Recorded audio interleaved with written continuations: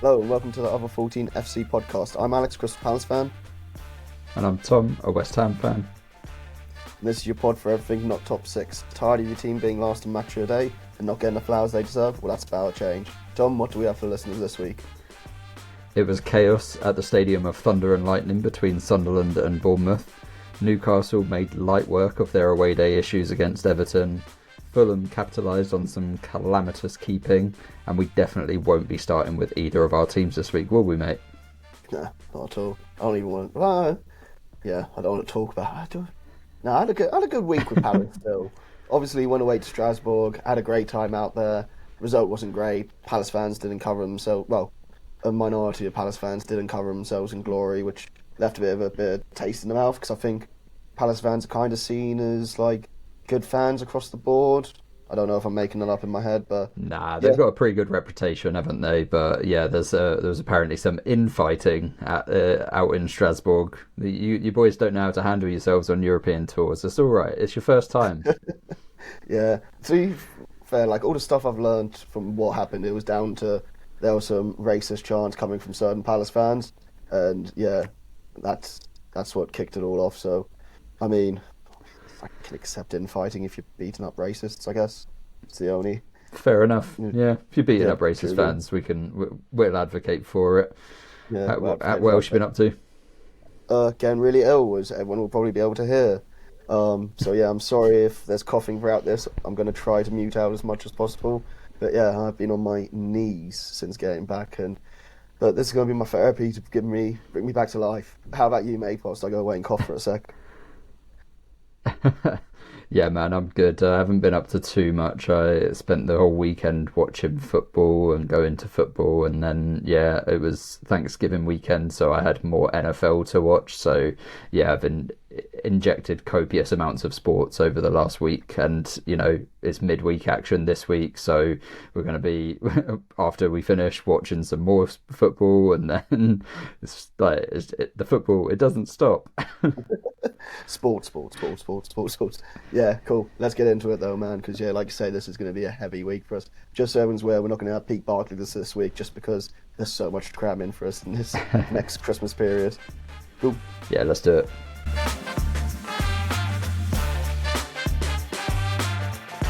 Cool. Okay, and we're back. So Tom, where do you want to start? I think I know where we should start, but there's quite a few good games this week, weren't there?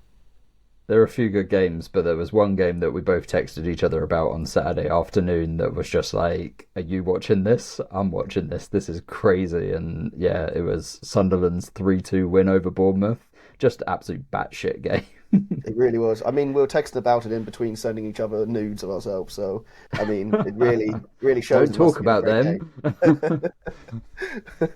But yeah, it was just an end-to-end game from like start to finish, wasn't it? Like, well, I was watching this one in full because I was working that day, and it just seemed relentless. It seemed like an old school, like almost Peak Barclays game of just like, we're going to throw the kitchen sink at it, we're going to throw the kitchen sink at it, and just see what happens.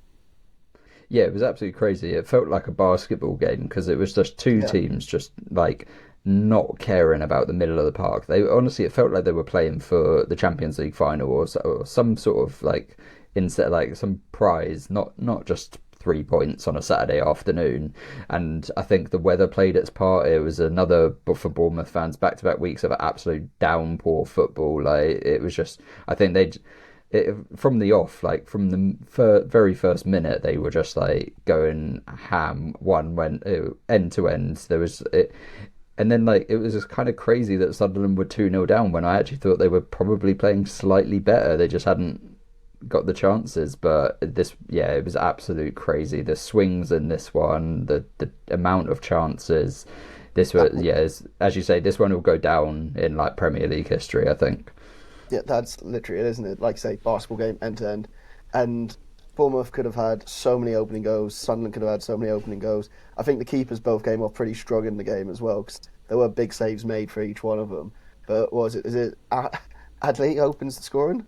Wasn't it? Yeah, Adley gets his first goal for Bournemouth since his move from Leverkusen, and yeah, fair play to him. Like, no, it was it was a really good finish, I thought, given like how it was bouncing back at him. It was like an awkward height kind of thing. I mean, I mean, he was Evan cleaning Nilsson up should have Evan Nilsson's scored. miss. Yeah, that's Yeah, literally it. like Yeah. Evan Nilsson should have scored, and Evan Nilsson had a little bit of a stinker, I think, in this one. Like we can either talk about it now, but he essentially stops Bournemouth from getting an equaliser, I think it was at the time, or Yeah.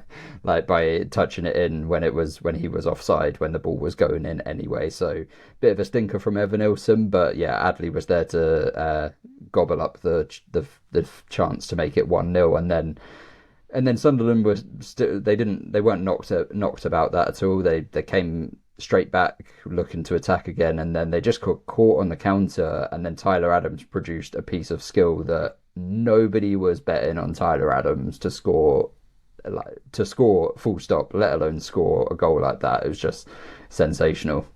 It was an absolute worldie, wasn't it?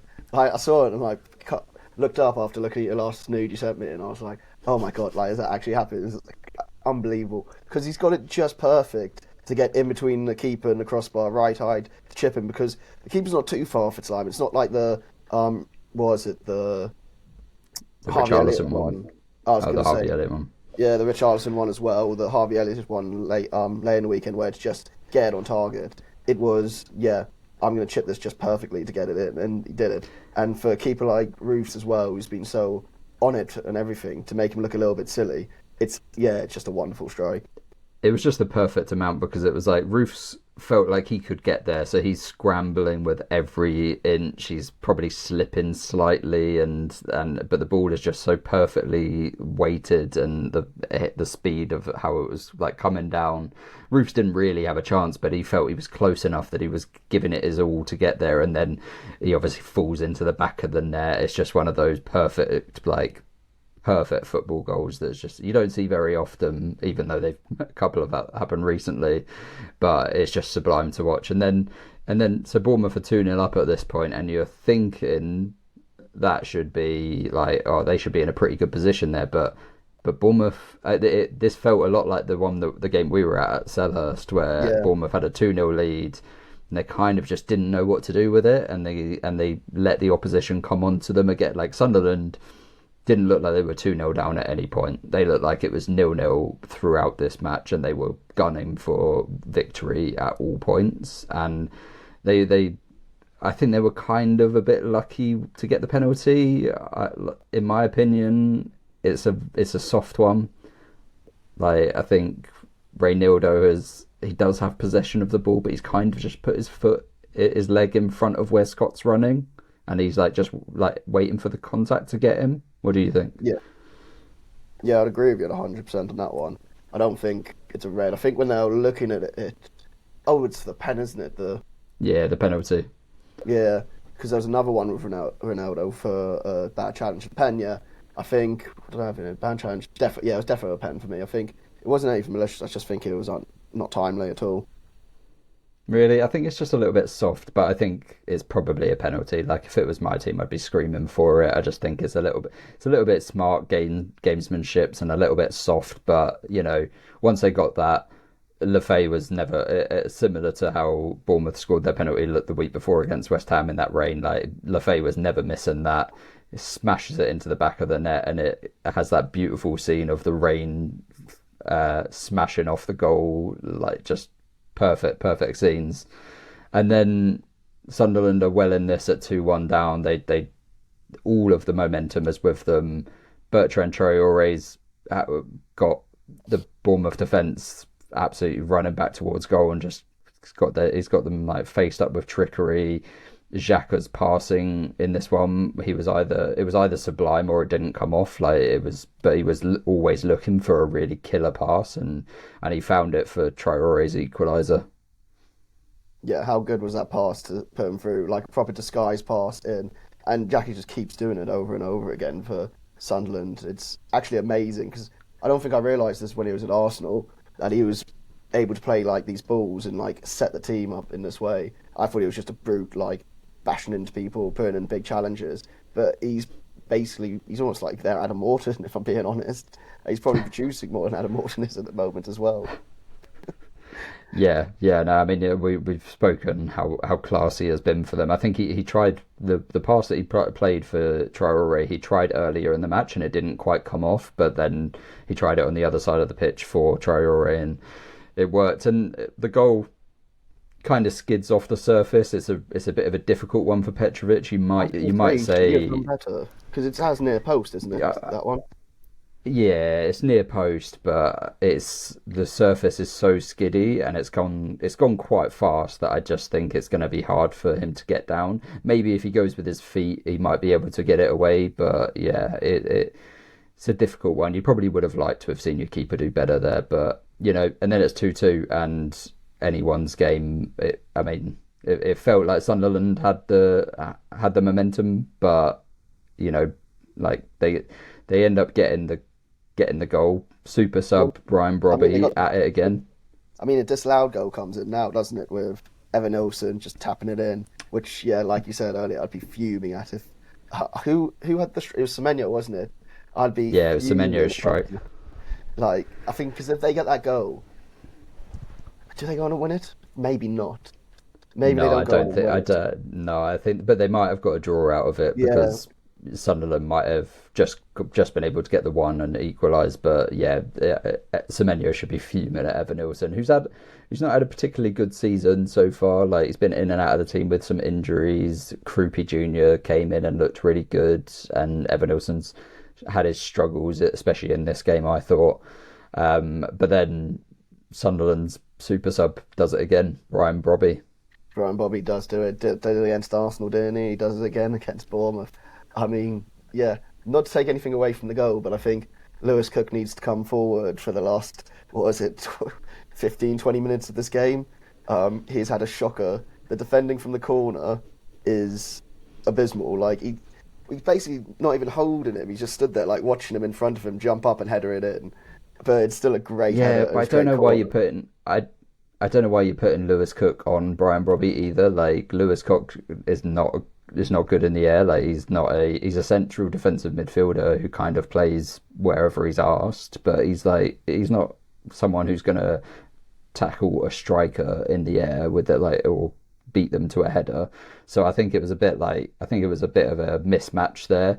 But then yeah, you're right. Lewis Cook absolutely lost the plot by the end of this match. I think Bournemouth in total, like all of them had lost the plot. I think like 3 of their coaching staff had yellow cards. Like they were just it was lost count of the amount of yellow cards in this one because Sunderland did really well at breaking things up and winning fouls late on, and it was just really getting on Bournemouth's nerves, and like that clearly led to.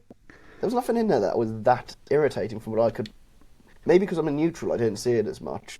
But Not controversial, but irritating. Like when your team is trying to get an equaliser, and the other team are winning fouls. Like they were fouls, but Bournemouth were so they're the sort of makers of their own downfall in that instance. Like there weren't any controversial decisions, I didn't think.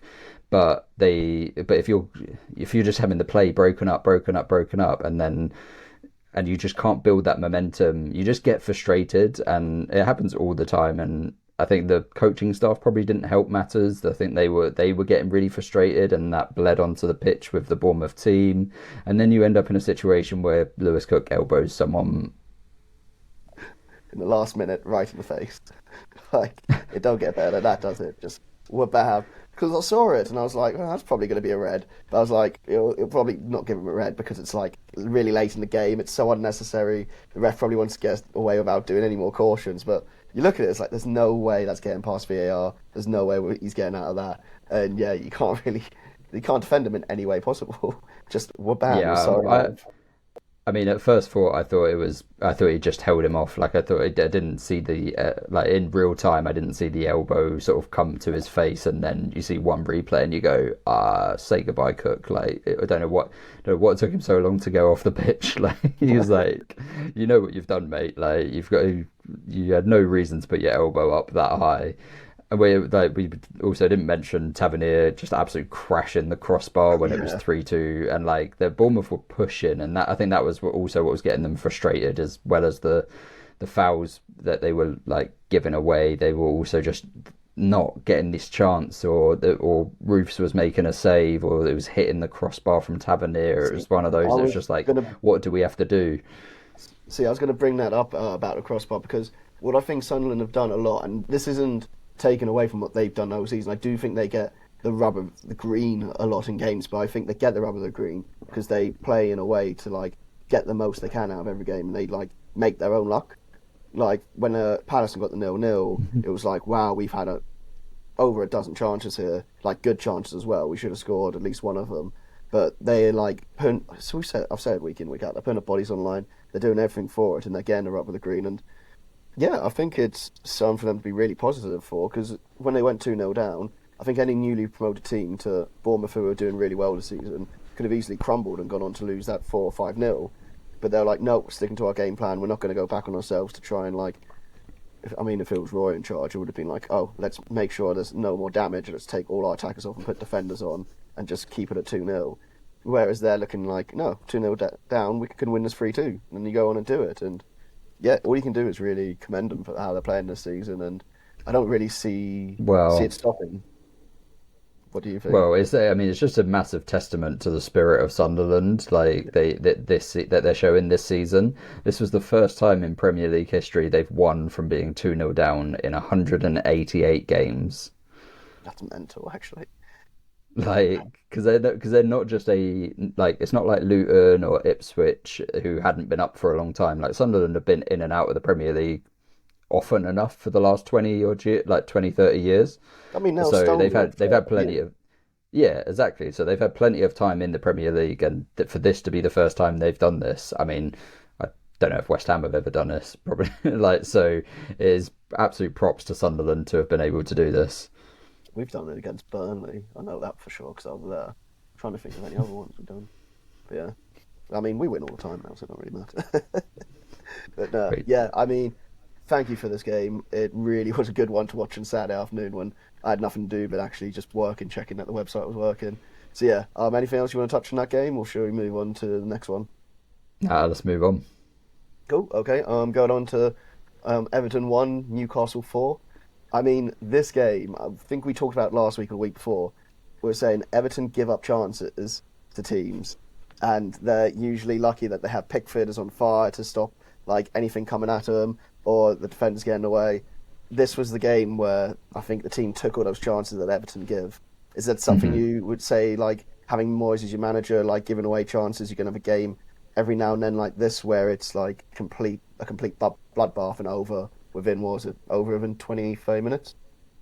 Yeah, I mean, this was similar to like the end of Moyes' tenure at West Ham, where we were getting battered every other week, like conceding 5 to Chelsea, 5 to Palace, like 6 to Arsenal, etc. Like this was one of those games where like Moyes they just got outclassed completely. Like it looked like attack versus defense, especially in that first half. Like every chance it felt like was going Newcastle's way. I mean, when you start and Tior scores the quickest goal of the season, like in what was it, 50 seconds, 51 seconds or something, like you kind of already I think the Everton players probably dropped their heads a little bit, like understandably, but you kind of would have, there was so much game to come back in, but that moment just completely switched and really galvanised Newcastle, and then also really, really damaged Everton. They just could not recover from that point. And before, as you said, like this game was sort of over 30, 40 minutes in, and it was just like, right, damage limitation. Like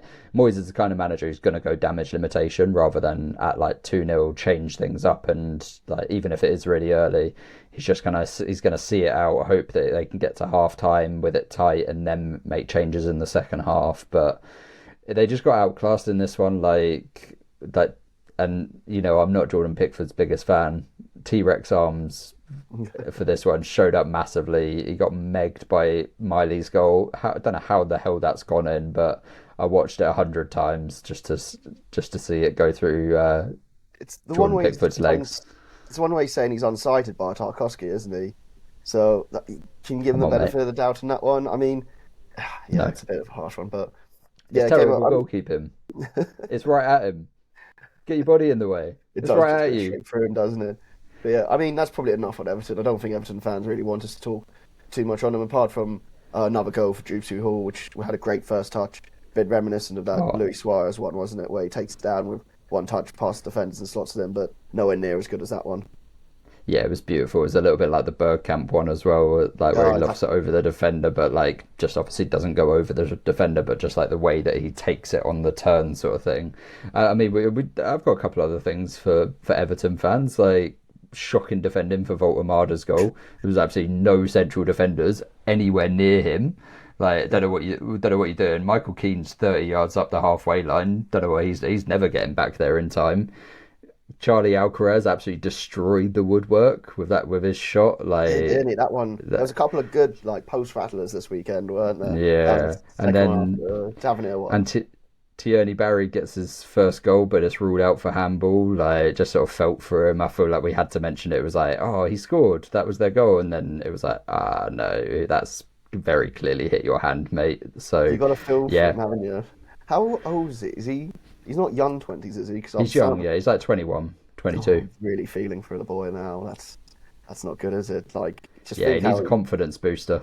Yeah, I mean, his weight of his shoulders must have been lifted then, and for it all to come dropping back on almost instantly ain't great. But yeah, let's move on to Newcastle because there's a lot of good stuff to talk about for Newcastle. I mean, we said last week that win against City is this where the season starts, and I think it was. Like, come back, produce this big result at a place where away teams haven't been picking up points this season. I think Spurs are the only other one to win there this season. So Yep. to go in, be aggressive from the beginning, get the goal from the corner, and then just keep the dominance up throughout. It's just what more can you really ask for? And the Volta, I like using your term, the Volta Messi chip was pretty sensational as well. Not as good as Hey, the Tyler Adams one, but it's still pretty damn good. no, it was still good, and it's still like Voltemada is just yeah, he's got good feet, that big man. But yeah, this was, I mean, it was interesting. I know we like talked a lot. We talked up Newcastle last week after that Man City win, but it was kind of like, right, well, that's the home victory. Like, we kind of expect that from you a little bit. Like, maybe not against Man City. That's still enough to like definitely to be commended. But this was their first away win since in the Premier League since January. Like, this was kind of massive. Like, as you say, a tough place to go, and they did an absolute demolition job at the Hill Dickinson. Like, they got in there and were like, oh, these surroundings are pretty comfy. This isn't Goodison Park. These are cozy settings. We can feel comfortable here. All of our expensive players, but they also made quite a few changes. Like, they didn't have like the traditional midfield three that they usually trot out there every week. So they mixed things up a little bit. Obviously, managing Champions League and that as well. Shout out Malik Tior for getting for getting two goals in this one before he got his first goal for Newcastle and his second goal for Newcastle in the same game. Like, props to him. I think he's come in this season. Took a little bit to settle, took a few weeks, but yeah, he's looked right at home at that right centre back position, and yeah, it looks like a proper signing. Could you imagine if you got a hat trick? Score your first goal, score your first hat trick in the same game. It'd be absolutely insane, wouldn't it? For a centre back as well, like that would be unreal. It'd be unreal to say the least. But yeah, I mean, Newcastle can just be looking at the up now after a pretty dreadful start to the season. I think I'm looking over my shoulder as a Palace fan, worrying about Newcastle taking us over. I think they can do it as early as the end of this week now. It's pretty But this crazy. is what I was. We were talking about this. Was it last episode, or the one before? Like, we were talking about the table is still way too early, and Newcastle were a team that I said they put a couple of wins on the bounce, and they'd be mid-table or like in the top half, and things will look very different as they had done for Villa, etc. Like, yeah, I think Newcastle they have the feeling of a team that could go on a run now. They've got Spurs next, so they'll absolutely smash them this week. Like that. Cool. Anything else you want to touch on that game, or should we move on to our next one? Let's go to our next one. Funnily enough, talking about Spurs, that we're going to talk about them kind of getting battered a little bit, at least for 45 minutes, by Fulham in a They were 2-1 getting victory for battered, the weren't they? Cottagers. They got Like, battered in the first half, right? Is it not absolutely. just me?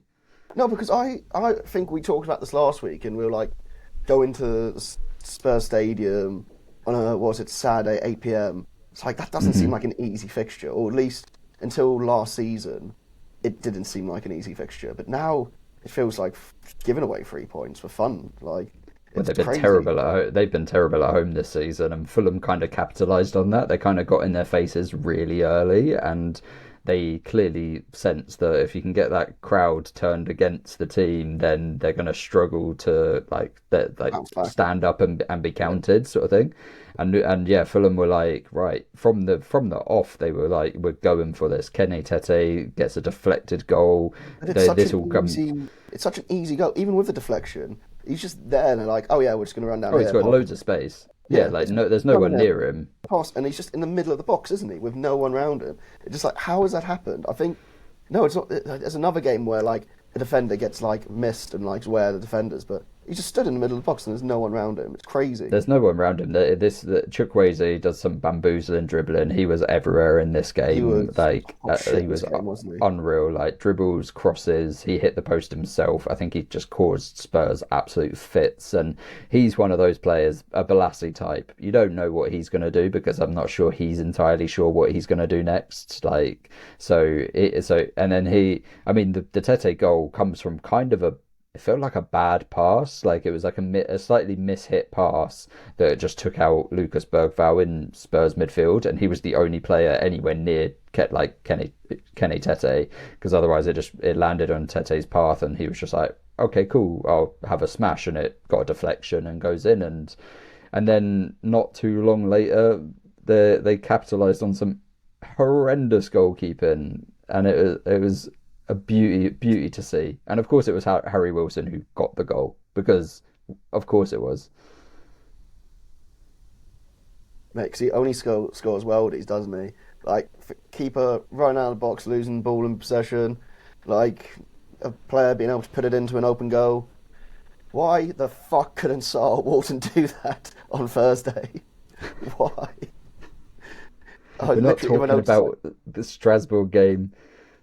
mate, do you not realise how much I'd hurt my feelings to see Harry Wilson do it from an even harder angle? It wasn't even straight in front of the goal.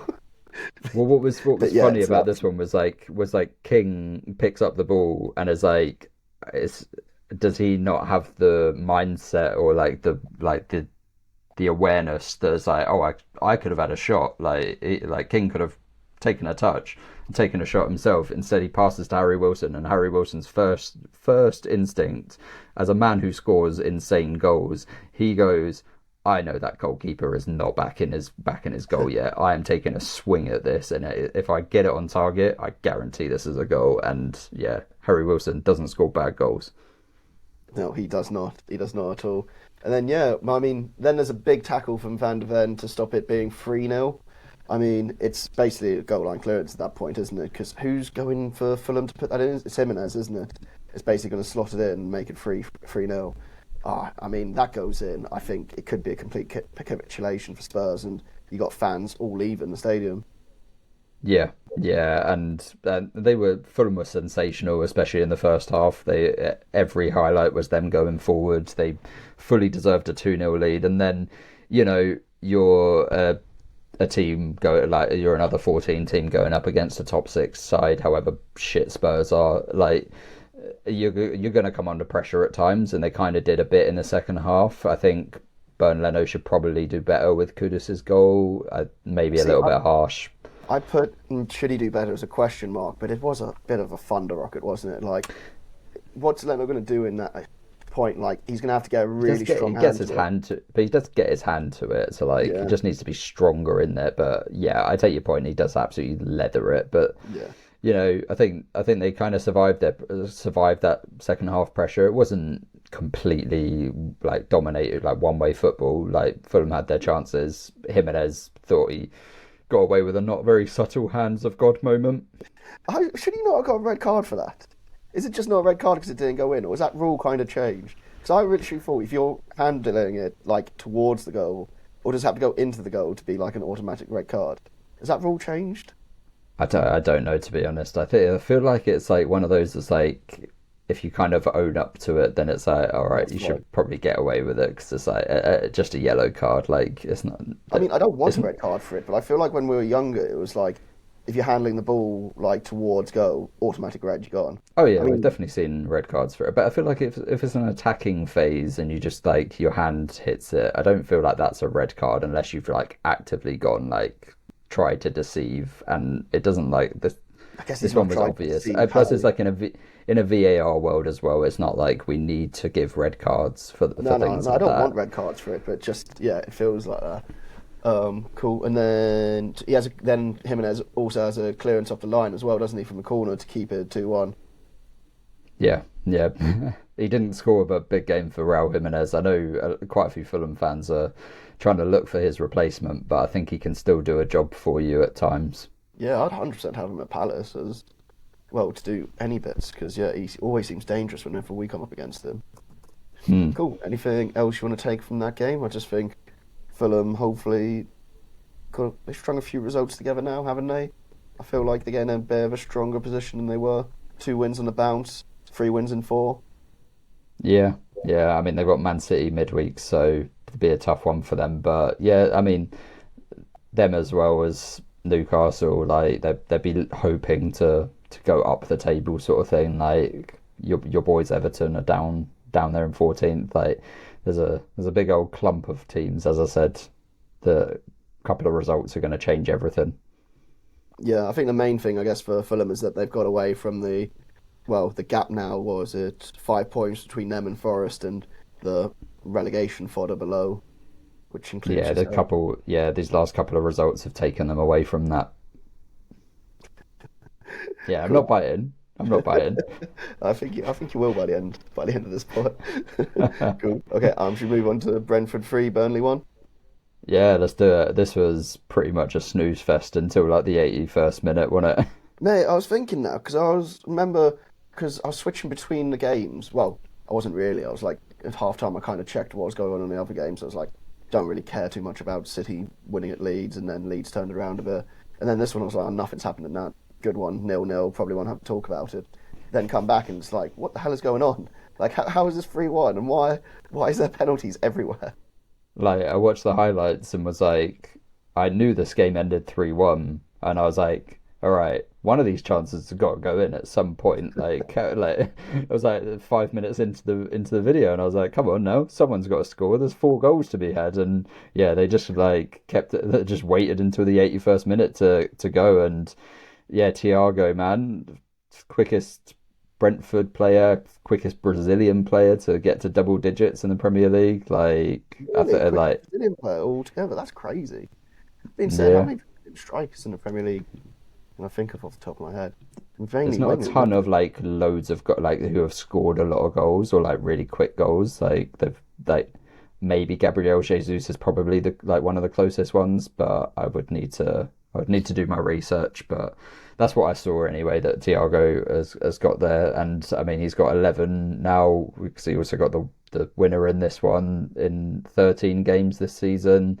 He's got to be knocking on the door for Brazil, like in a World Cup year as well. I know he didn't make the last squad on that, but if he keeps this going throughout the season, then yeah, I think there's no chance Carlo Ancelotti can't take him to the World Cup. No, 100% got to agree with that.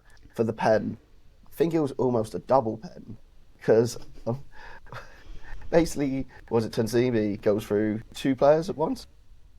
Yeah, yeah. I mean, Axel Tuanzebe is just not a very good footballer. He's kind of just living off being in the Man United academy. Tell us Like how you really feel, Tom. Like maybe sugarcoat it a bit.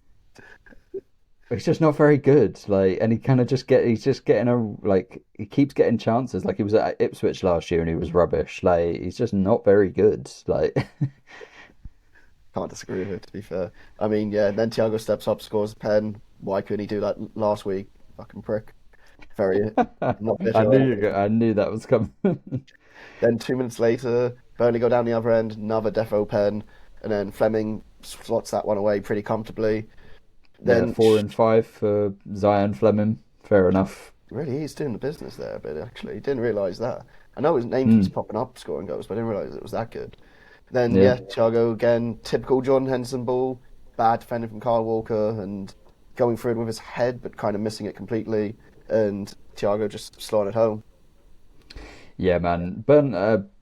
Brentford have made the GTEC an absolute fortress in their time in the Premier League, and they have done again this season. And one thing that is big for them is they've won 11 in a row against promoted teams. So like over the years, and I think that's sort of like, I think a lot of fans think about Brentford and they think about all the highs of beating Arsenal, beating like City and stuff like that, like the flashy results that they get under the lights of the GTEC.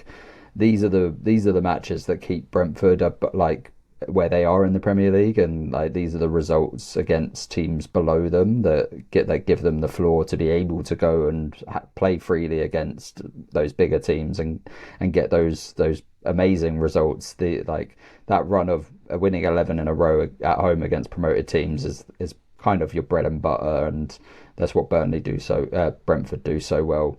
Burnley, on the other hand, a 0-0, they looked okay, as they have done throughout this season. Like, they kind of seem all right when they're 0-0, but they ride their luck at times, and then eventually pressure just tells at this level. Like, this is, you can see why this team was so good defensively in the Championship. But I know they've had a lot of player personnel changes, but there is still the same manager, same, like, Estev's still there. There's carryover for sure. You can see why they were so good in the Championship, but at this level, they kept it quiet for 81 minutes, and then bam, 3 goals. Like, you're going to get punished at this level, and I just don't know if they have enough good to go forward to make a real fist of like staying up. Like, Fleming's 4 in 5 is nice, but they're not getting results out of these goals. No, I think for them and Leeds, especially at the moment, it is just stop the rot as quickly as possible. Just get a point, get a draw somewhere. Like, you need something, because both of them are 4 games on the bounce losses. They need something somewhere. I mean, Burnley have us next on Wednesday night, so they'll probably stop the rot there with 3 points. Fingers crossed. Yeah, because we'll be playing the same team again, and they'll be dead.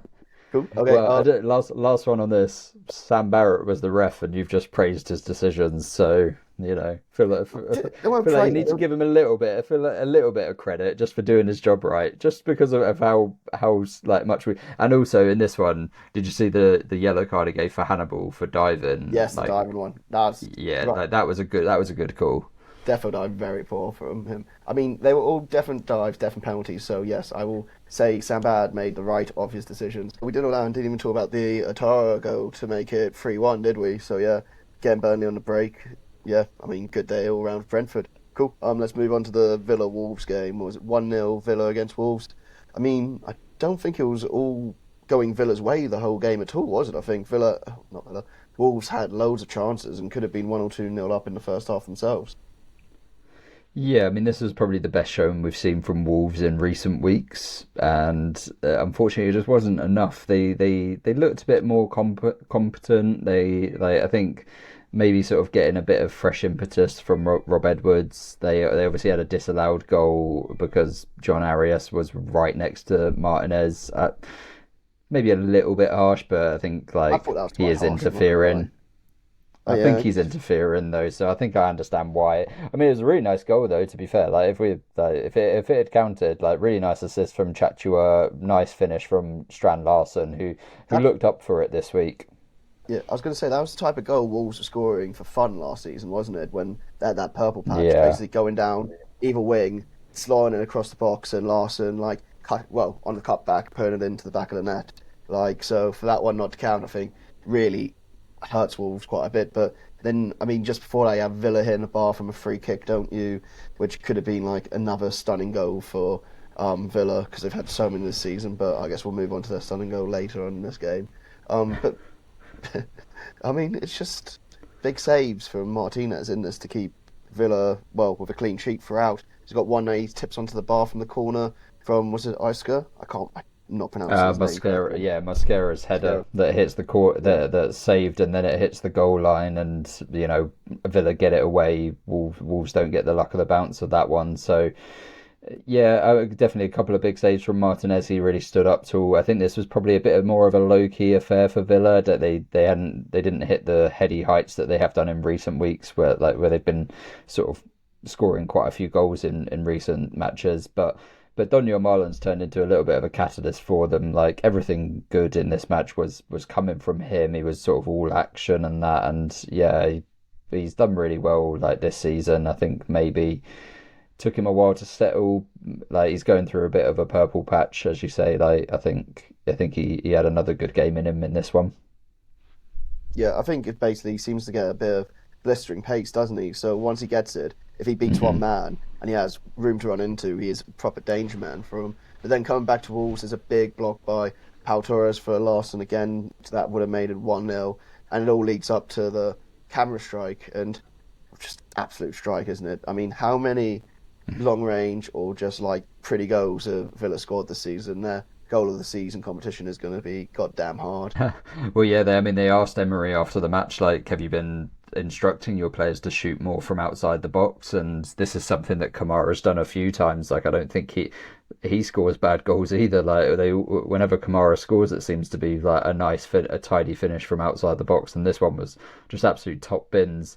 I think Wolves might probably be a little bit aggrieved. I think there was a foul on João Gomes in the build-up, but he doesn't go down, so they generally continue the play. Like unfortunately, that's just the case these days. Like, if a player doesn't go down, they're probably not going to get a decision. So he rode the tackle, and rather than going down, and then eventually it leads to Kamara's absolute wonderful finish. I mean, take nothing away from the strike, and Villa, I think, deserved to win this. I think they probably just edge it a little bit, whilst I think Wolves were a bit better than they had been in recent weeks. I still think this is a Wolves team struggling for major impact in that final third, and one player who's looked really out of his depth this season is John Arias. Like, I think he was really lucky to stay on the pitch in this one. Should have been a red shirt on their challenge on Kamara. Like, it's a silly challenge. What did they say in it? Did they say he didn't? Was it like no actual malice in it? But he has just jumped into his ankle. Jumped in 2-footed. It's not a natural movement to get the ball either. Like you could maybe argue he's trying to block the ball, but like, you don't block the ball like that, both feet off the ground in a downward motion.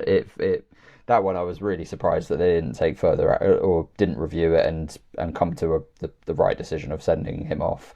But he's also he's come in 27 years old, mainly played in the Brazilian leagues. Like, he had a really good spell. I think it was for Flamengo or Fluminense in the Club World Cup, and when he signed, I felt like that was a bit of a panic move. Like, they didn't you sign a 27-year-old who's never played in Europe before, and it was just like, it wasn't really likely to work out. It was always going to be a big gamble, and to replace, he obviously had really big shoes to fill, and I just don't think he's been up for it this season, and that's just one of a sign of the things that haven't gone well for Wolves this season. Whereas on the other end of the pitch, Villa have won all 5 matches after a European match this season, which is something that needs to be celebrated, because that is a real achievement. Yeah, I'd like to know how that feels like, in all honesty. Cool. You've got to win the European match first. Fuck right off.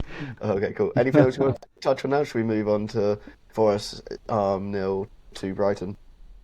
Yeah, let's go quick, because we've had some tech issues, and I don't know how long Virgin Media is going to hold up. Cool. I mean, Brighton making up for the 7-0 there last year. I mean, I watched the highlights for this one.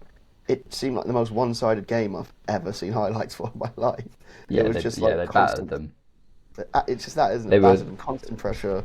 They were absolutely camped in Forest's half. It was honestly, the only surprises were, one, how the goal didn't come sooner, and two, how it only ended 2-0, to be honest. It's unreal, isn't it? I mean, do you think it was a lot of vengeance, and the Brighton players had all been there before, and they were just like, yeah, we're going to leave it all out on the field and do some damage to Forest here? Or do you think it was maybe just not prepared? I think if Brighton were up for this one, like last season, that humbling 7-0, 7-1, like the Hertzler burned his playbook in front of his game plan in front of the team after that one, and I think they came back to this one. It meant a lot more for Brighton this match, given that result than it did for Forest. Having Forest come off the 3-0 win at Anfield, they probably took their foot off the gas in this one a little bit and just didn't have anything really. A couple of, like, Gibbs White had a really nice chance that would have been absolutely sensational if he'd have scored it, but outside of that, Matt Sells kept this one closer than it had any reason from being. Jesus had a chance after Sells found himself in the middle of the park at one point, but Forest just kind of made a mess of defending at times, which you don't. I think it's just one of those. It's still early days under Dyche. They had that massive result last week. Probably just took their eye off it this week and came up against a Brighton team who were hunting for them based off of last season's result there, and they really wanted this one. Yeah, 100%. And the second goal, where they get caught out basically with the most Route 1 goal I've maybe ever seen. Keeper, bounce, miss. I think, did the player even header it? I think it was just literally boom, back of the net. It was pretty sensational, that one. That's what I want. Well, I mean, it would have been. I mean, I don't think it would have been a penalty because I think Gruder kind of dived before in the lead up to it. So it was a good thing that Simas was following it in, gets his first Premier League goal, because otherwise I don't think it would have. I don't think they would have got that, and they deserved at least a 2-0 win in this one. First one was a nice move and finish for De Kuyper as well. As I said, they kind of just pulled the Forest defence apart in this. For one other note for Forest is Dyche's already lasted longer than Ange did, which feels odd. Oh my god, that really sums up how quick his time there was, doesn't it? It's over already. Jesus, it really Christ. does, right? It felt longer than that, even though we were talking about it every week how short it was. It was like it still felt longer than like Dyche has been in charge, but yeah, Dyche has already outlasted him. Imagine how it must have felt being a Forest fan during that time. God damn, it must have been like an eternity. It's been a long 40 days. For real. Cool. Okay, yeah, that's enough talking about Brighton doing well. Let's move on to the losses for our other 14 teams, the big six sides. So yeah, City 3, Leeds 0. I mean, I didn't think we'd be talking about this game at all. Leeds 2. Sorry, Leeds 3-2. You see Leeds 0. Leeds, oh, my bad. Yeah, 3-2. In honesty, I pretty much said what I thought this game was going to be when I saw it was 2-0. I didn't think Leeds were going to come back into this one at all, so I think it was really good on them to be able to come back into the game, make it 2-2, and really give themselves a chance of even winning the game. I think a lot of newly promoted sides would go to the Etihad, go 1-0 down to the fastest goal of the season so far that day until the one that came later, and then just completely capitulate and let City suffocate you when you come out on the attack and pick you off bit by bit. I think Leeds did really well and showed a lot of bottle to be able to come back for this, but then they get the absolute stab in the heart from Foden at the end, which is so devastating but so typical of something to happen to a team when your luck's not in. 100%, yeah, you summed it up there. Like, they could have sunk early after the Foden goal. At major credit for them to come back from 2-0 down.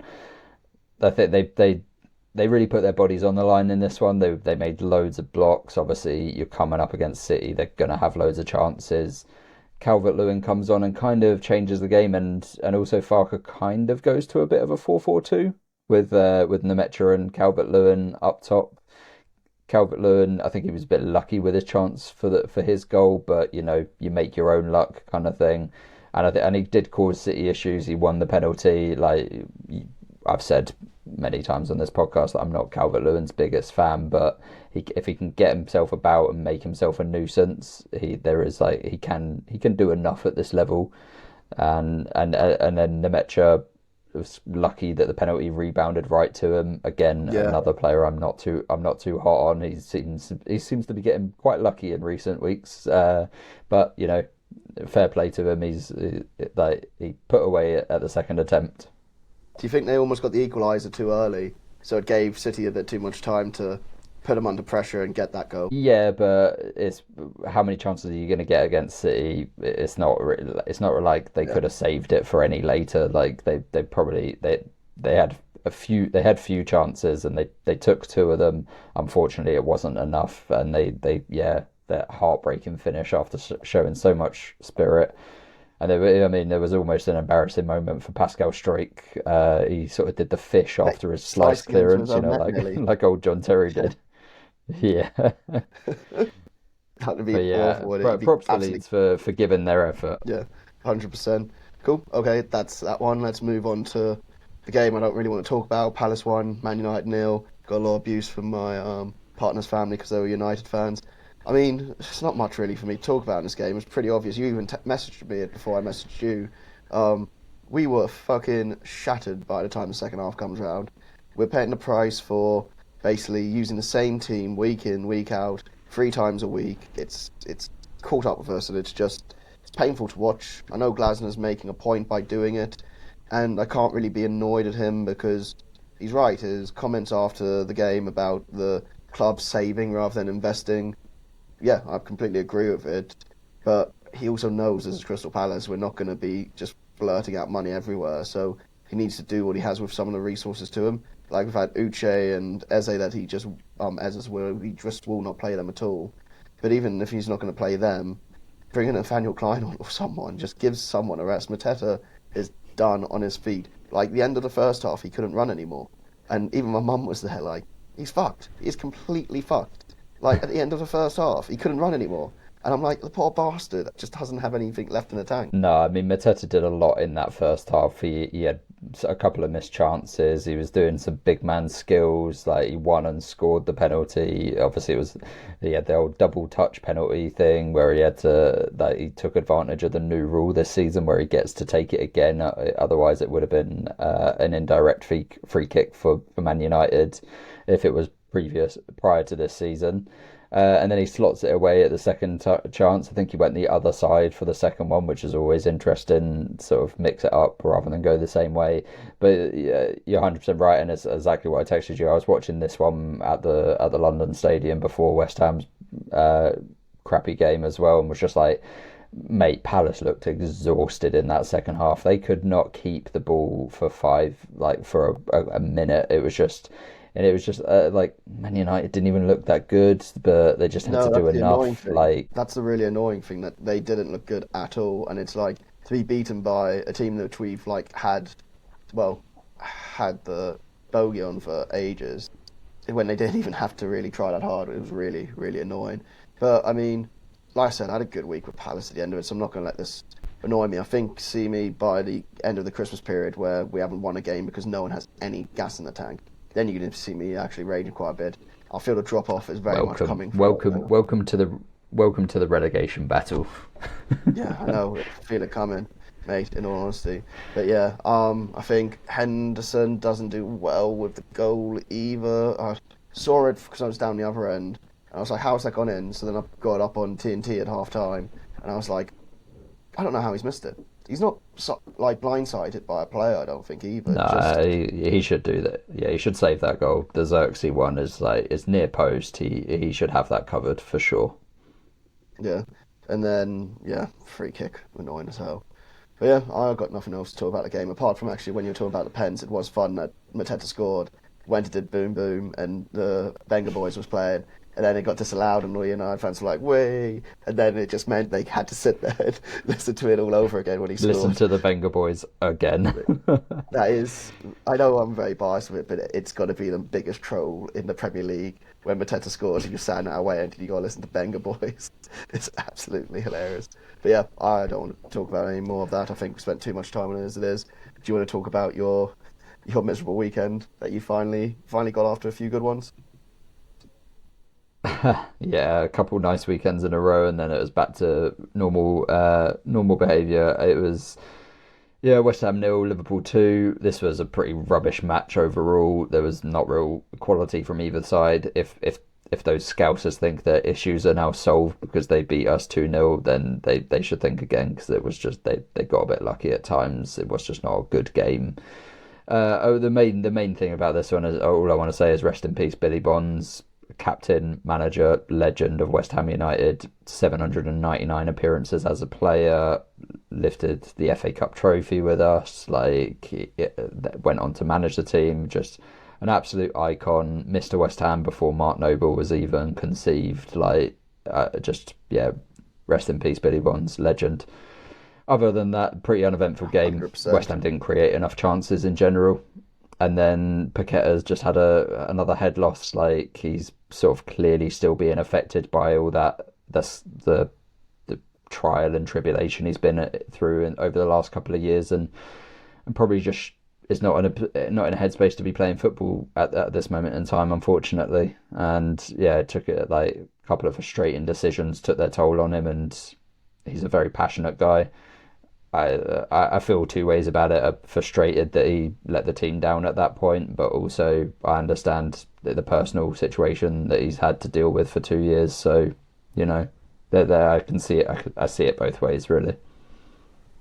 Yeah, that was the thing. I thought you'd be the best person to talk about because I was like, when he did put that message out, I feel like he's probably going to get more abuse for that message because there'll be people being like, well, other footballers deal with it, blah, blah. But, I mean, he has been through a pretty bad period with it all, and people do need, like, help mentally. Like, can you imagine the amount of pressure he's under every game and then to be getting the criticism that he's basically cheating every game because he plays with a lot of passion and gets yellow cards, gets red cards. Like, it probably cuts him very deep each time. So I do feel for the geezer, but it was 100%. A bit of a monumental head loss. And if he's taken to social media after the match to vent his frustration, then he's seeing at least some of the criticism or the memes, etc. and stuff like that. Like it's clearly getting to him, not just like, and because like there aren't even that many, like it's not like the fans are chanting, like the opposition fans are chanting about it or anything. So he's seeing it somewhere, and it's clearly taken an effect on his mental, like, and he just, I think he needs to stay out of the line, like be kept out of the limelight for a little bit. Yeah, 100% agree. Cool. Okay, that's it for all the reviews. I think we might leave predictions because by the time this goes out, they'll be mostly all done, won't they? Yeah, that's fair enough. We can leave predictions. Cool. Okay, so we're planning to do a pod Friday morning for you to review. Well, it'll be a very quick one to review all the midweek games before going into the weekend. So yeah, hopefully you'll be able to see that in your inbox Friday afternoon, Friday evening. But yeah, otherwise feel free to rate the podcast, tell your friends, review it, just get us more listeners, people. And then feel free to follow us on social at Other14FC Podcast on TikTok, Instagram, Blue Sky and Reddit, and email in at other14fcpodcast@gmail.com. But yeah, otherwise, Tom, I'll see you next week. Well, not next week, I'll see you on Friday. See you Friday, mate. Cool. Cheers. Bye.